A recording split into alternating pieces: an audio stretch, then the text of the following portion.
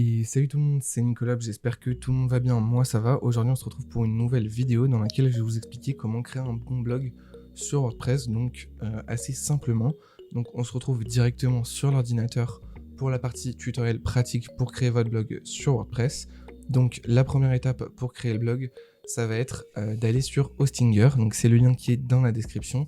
Et en fait c'est un hébergement de site internet, ça va vous permettre de stocker les fichiers de votre site et d'avoir un nom de domaine, donc votresite.fr ou votresite.com par exemple.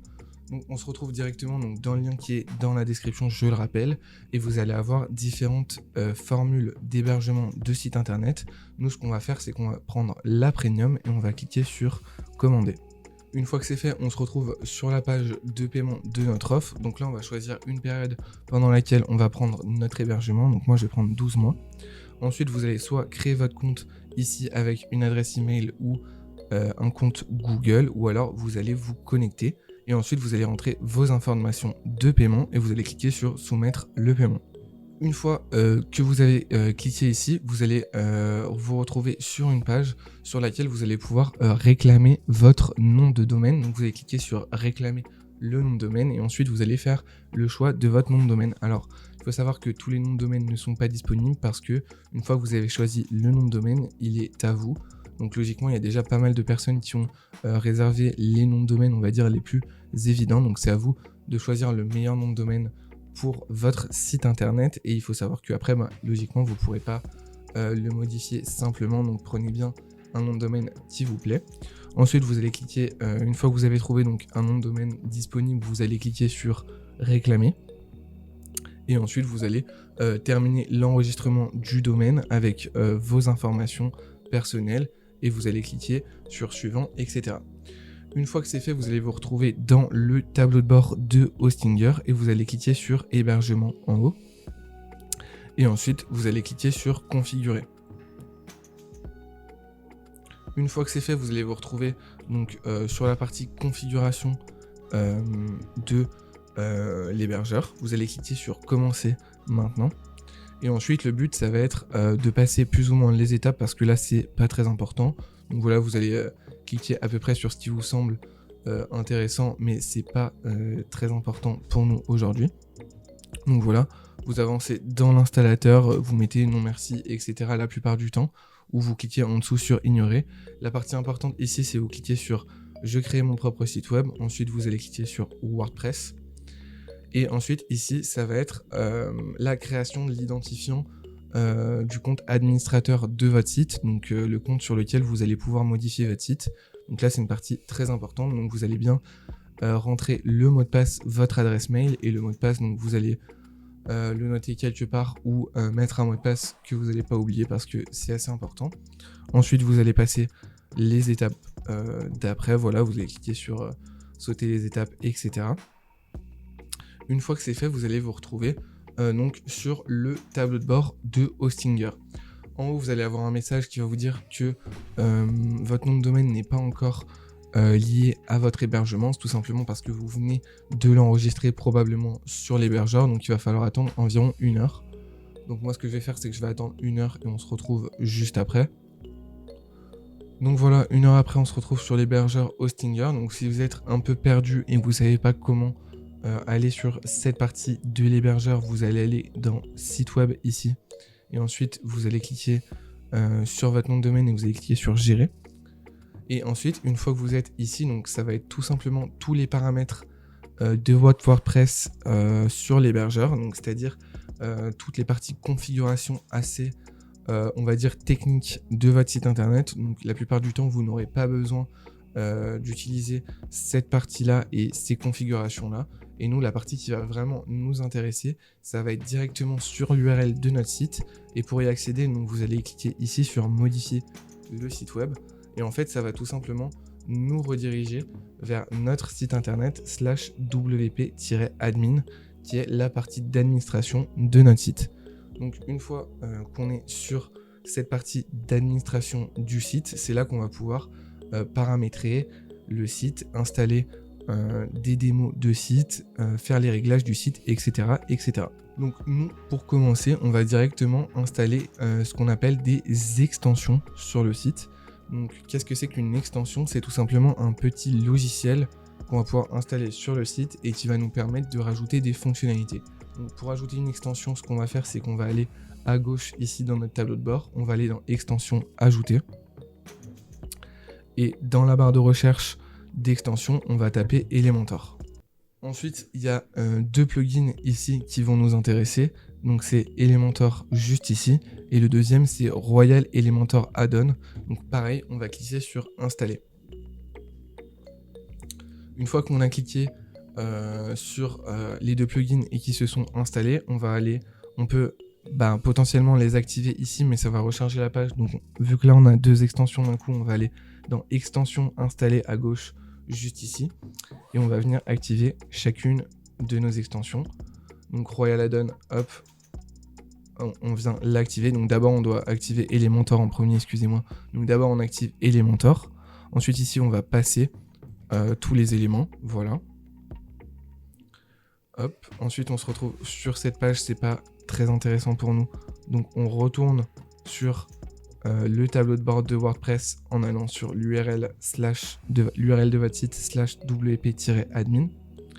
Une fois que c'est fait, donc vous retournez dans l'extension, vous vérifiez que vous avez bien vos deux extensions activées. Et une fois que c'est fait, donc vous allez cliquer sur Royal Add-on Elementor. Hop, et nous on voit qu'on a eu un problème pendant l'installation, on n'a pas tous les paramètres, il me semble.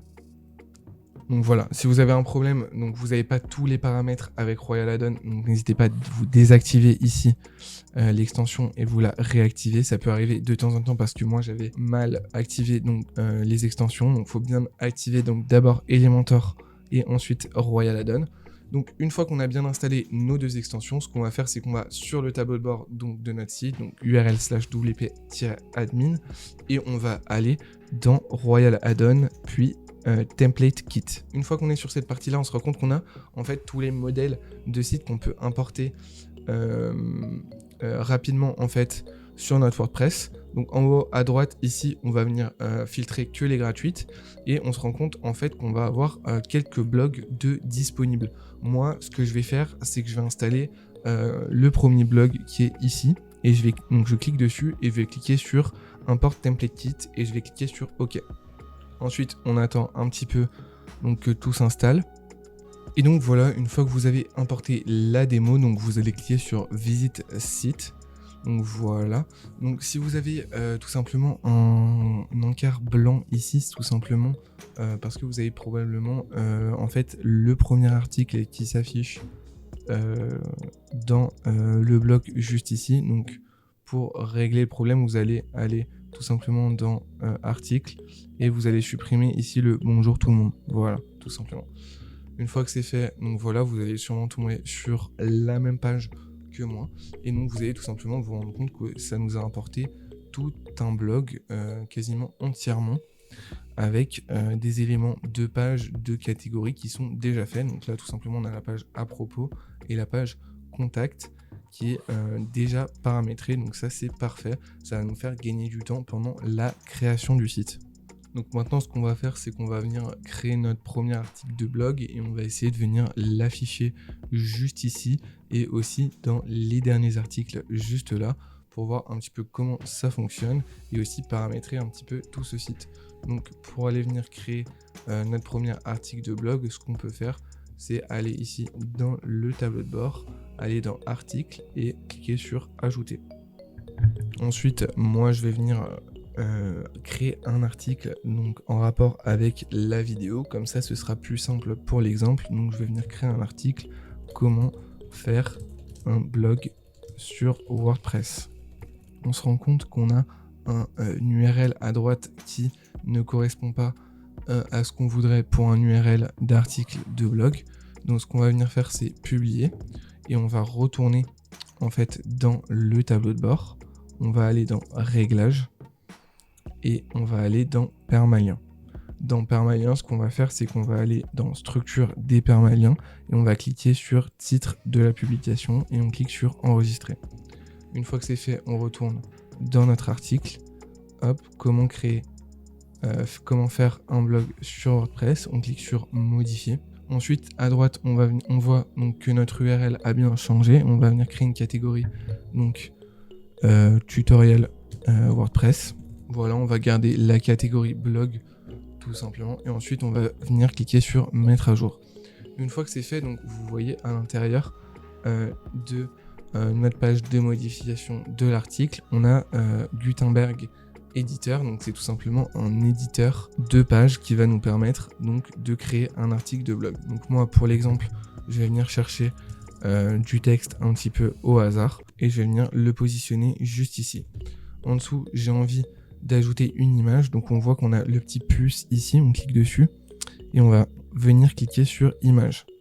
Ensuite, on clique ici sur téléverser et là, on va pouvoir importer une image tout simplement. Donc moi, je vais venir ajouter une ancienne image et je vais venir cliquer sur mettre à jour. Ensuite, une fois qu'on a cliqué sur mettre à jour, on voit ici qu'on peut directement voir l'article, donc je clique dessus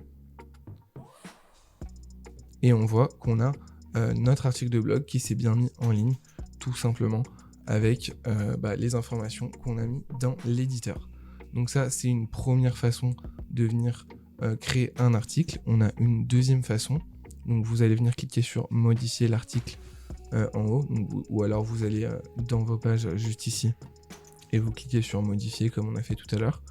Et une fois que vous êtes dans la modification de l'article, vous cliquez sur modifier avec Elementor. Et en fait là tout simplement vous allez avoir un nouveau éditeur de page qui va tout simplement vous permettre d'aller un peu plus loin dans la création d'articles et la création de pages sur WordPress. Donc on voit à gauche qu'on a beaucoup plus d'éléments que sur l'ancien modificateur et par exemple on va pouvoir rajouter des éléments comme des articles de blog dynamiques. On va pouvoir les ajouter directement ici dans notre article. On va pouvoir ajouter tout un tas d'éléments comme par exemple un carrousel d'images ici qu'on peut ajouter et qui peut aussi être un bon exemple pour nous. Hop, tout simplement. Donc là, une fois qu'on est dans cet éditeur et qu'on a fait nos modifications, on va cliquer ici sur mettre à jour. Donc voilà. Donc pour toutes les modifications, si vous n'avez pas encore très bien compris comment ça fonctionnait, donc à gauche, vous avez les blocs de fonctionnalités que vous pouvez ajouter, qui vont du texte à l'image, à des fonctionnalités plus poussées comme des réseaux sociaux, des articles de blog, etc., etc. Donc vous pouvez tout simplement les glisser ici. Donc là par exemple, je glisse des témoignages et une fois qu'on a nos témoignages ici dans notre page, à gauche, en fait, on a la modification de la fonctionnalité qu'on vient d'ajouter. Et donc par exemple ici, si je modifie John Doe en Nicolabs, voilà, ça a bien modifié le bloc à droite. Et donc quand on clique sur mettre à jour, on aura potentiellement exactement le même rendu que sur cette page plus tard. Donc comment on vient vérifier? Je retourne sur ma page d'accueil, je viens la recharger et en fait on se rend compte qu'on a bien notre article qui s'affiche. Alors malheureusement on n'a pas d'image associée à cet article juste ici. Alors pour le faire, on va devoir retourner dans notre liste d'articles, on clique sur modifier et à droite on va avoir l'image mise en avant, on clique dessus et on vient sélectionner l'image qu'on veut mettre en avant. Je clique sur mettre à jour et quand je vais recharger ma page d'accueil, on se rend compte qu'on a bien notre article avec l'image mise en avant. Maintenant j'aimerais bien qu'elle soit dans mon carrousel en haut de la page d'accueil. Donc pour ce faire on va juste en haut ici modifier avec Elementor et on voit qu'on a une première ligne, donc personal blog. C'est tout simplement le bloc de carrousel en haut qu'on peut venir personnaliser.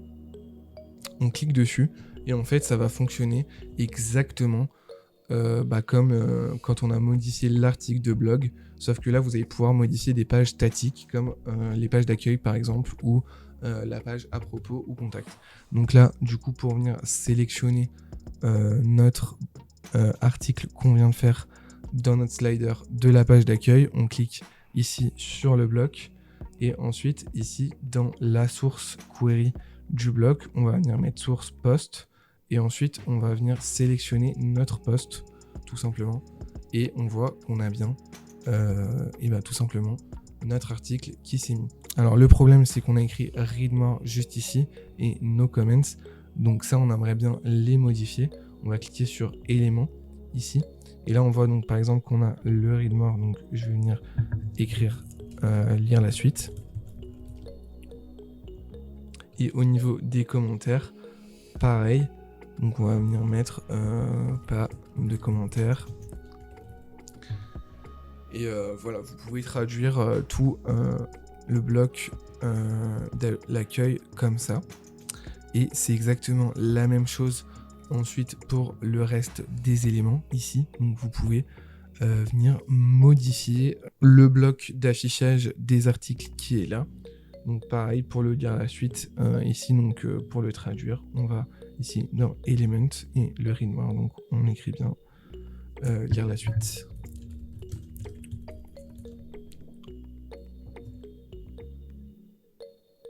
Donc voilà pour la modification de page et la modification d'articles de blog. Et pour la création, j'imagine que vous avez compris que c'est la même chose. Donc pour les articles de blog, donc tout ce qui est la section articles, donc pour voir vos articles, c'est tous les articles.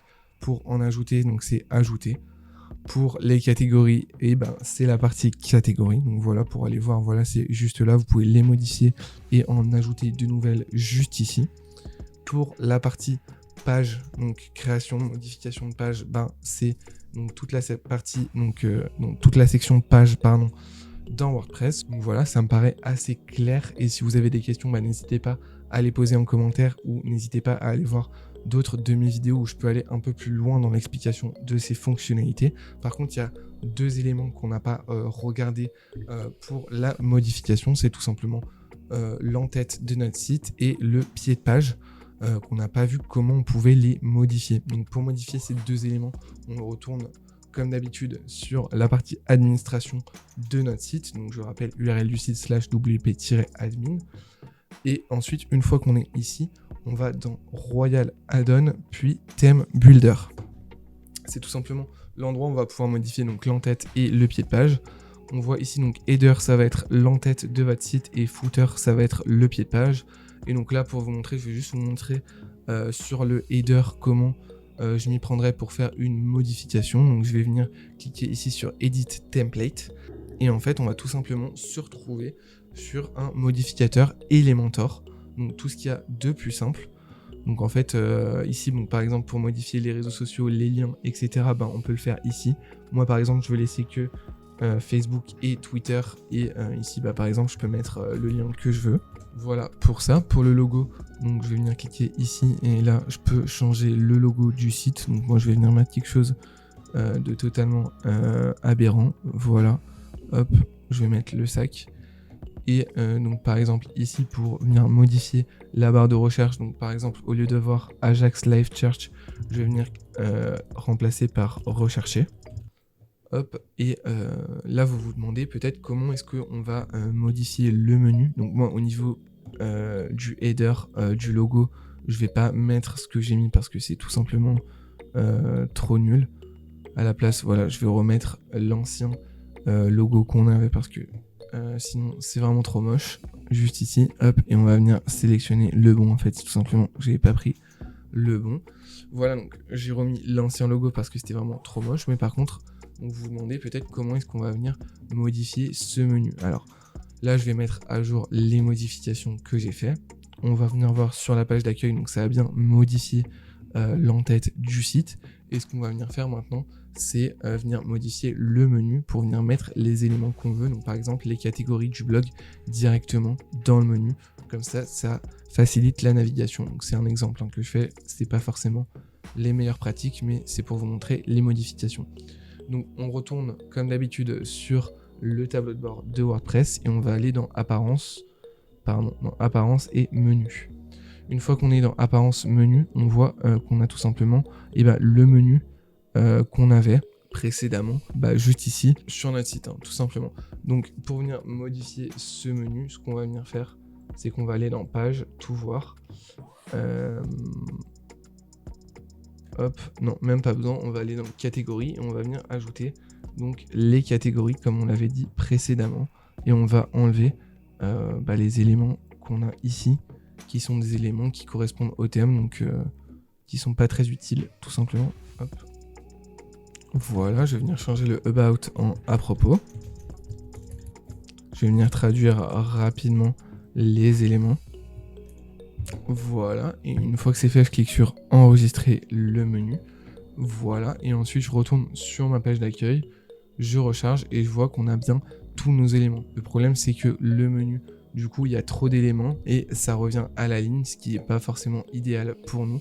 Ce qu'on va faire du coup, c'est qu'on va retourner ici dans notre tableau de bord sur WordPress. On va aller sur Royal Add-on et on va venir cliquer sur Theme Builder.